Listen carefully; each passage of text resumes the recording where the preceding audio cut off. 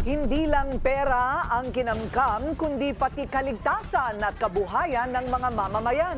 Ito ang posisyon ng isang anti-corruption group sa flood control scandal. Kaya magsasampa na sila ng class suit laban sa umano'y sangkot sa katiwalian. Ang detalye sa agenda report ni Francis Folve. Naharap sa indemnity class suit ang ilang mambabatas, kontratista at opisyal ng gobyerno na dawit sa flood control scandal. Ang United People Against Corruption o UPAC ang magsasampa ng kaso. Giit ng grupo, dapat managot at magbayad ng danyos ang mga sangkot sa katiwalian.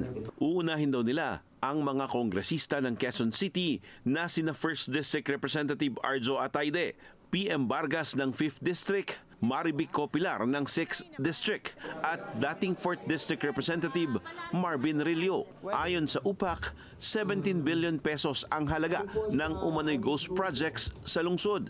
Matagal na po kami may inihanda na pong demanda ng class suit.